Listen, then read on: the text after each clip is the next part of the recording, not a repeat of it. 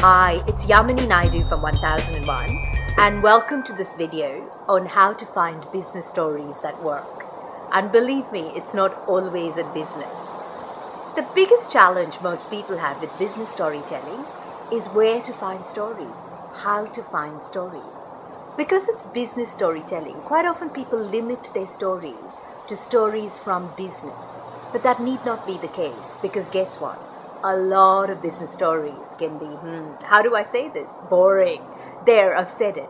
Now I say that because I want to set you up for success with business storytelling. So in this How Do I Find Business Stories That Work video, we will cover the richest mind for stories that work. So let's get started. I'm going to take a lateral step and ask you, how do you explain the success of reality shows like Australian Idol or MasterChef? One of their success secrets is they're based on real people like you and me, and we're interested in other people just like us. On the other hand, a lot of business stories are about other companies, organizations, teams, etc., which makes it really hard for us as individual people to connect with and engage with. Because some business stories, now please note, I'm not saying all business stories, some business stories simply don't have the human interest factor. So then, where is the richest mind for stories that do work? The richest mind for stories that do work is in your own backyard. And that's where I'm standing, in a backyard. Your own personal experiences, the everyday, the ordinary. Doug Stevenson, in his book, Never Be Boring Again, says, why would anyone want to hear stories from my life? They're so ordinary. Now, this would be a normal reaction for all of us, and it's a really good question. Why would anyone be interested in hearing about my ordinary life? Perhaps it's because most of us lead pretty regular, average, ordinary lives ourselves, and we find it fascinating when someone else with a life like ours can make sense of it for us. Your audience will get involved with your ordinary story because they've been there, they've done that. We hear the sentiment echoed again and again by many leaders, business people, and entrepreneurs we work with. Why would anyone be interested in hearing about my stories? The reality is, people are interested in your stories because your stories remind them of their stories. So what's an example of this? One of our clients, he wanted his leaders to get out there and have more face-to-face conversations with their people instead of always sending out emails. That was the purpose of his story. Have more conversations, send out less emails. Instead of using a business story about where other leaders had done something like this in other organizations, that would have been boring, hard to find, and it would have probably also put his leaders off. He used this personal experience as a story, and I'm going to flip into first person to narrate it. Last month, I had the opportunity to travel overseas and was looking forward to it as it would be a break from the routine. When I was overseas, my wife set up our laptop on my daughter's breakfast table, and I talked to my 2-year-old daughter daily via webcam.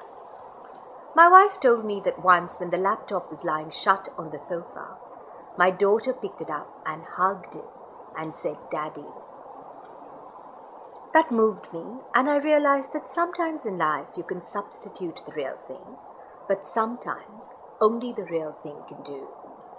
I'm sharing this with you as it reminds us that every day we have that same choice as communicators. We can send out emails, or we can go out and talk to our people face to face, because sometimes only the real thing can do.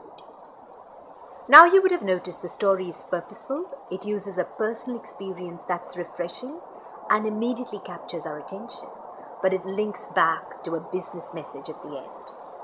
The biggest barrier for most people in using personal experiences as business stories is, how do you know which of your personal experiences are appropriate to bring into the workplace? We always recommend that you're guided by your audience and your purpose, the twin touchstones of successful business storytelling.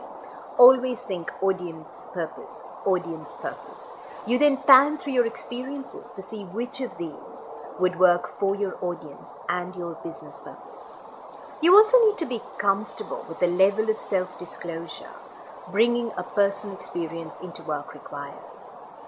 The level of self-disclosure also needs to be right for your audience. Now, a note of caution or a health warning around using personal sporting experiences. They can work, but you have to make sure they're right for your audience. Just because you're passionate about soccer doesn't mean your audience will be too. Sporting stories also tend to be overused in business, so they lack freshness and they can seem cliched. So we would actually ask you to tread lightly and use sporting stories sparingly. But don't fear, as there's still a world of stories out there. Stories are everywhere. They happen all day, at the supermarket, in your backyard, when you're driving your kids to school, in sales meetings, in a cafe. Part of this is like becoming the kid in the film Sixth Sense. Now, warning, a spoiler follows. The kid in the film Sixth Sense who sees dead people everywhere. Except, of course, you will see stories everywhere. So to recap, just because it's business storytelling, don't always feel you have to use stories from business. The richest place to find stories is from your own personal experiences. The everyday, the ordinary, is what most people will connect with. In selecting personal experiences, be guided by your audience and purpose in picking the right personal experience to share. Make sure both you and your audience, both of you, are comfortable with the level of self-disclosure in your story. And please use sporting experiences cautiously. Many thanks for your time and attention. I hope you've enjoyed this video on how to find business stories that work. Please leave me a comment. We would love to hear from you, and we'd love to hear what you think. Thank you so much. Thank you.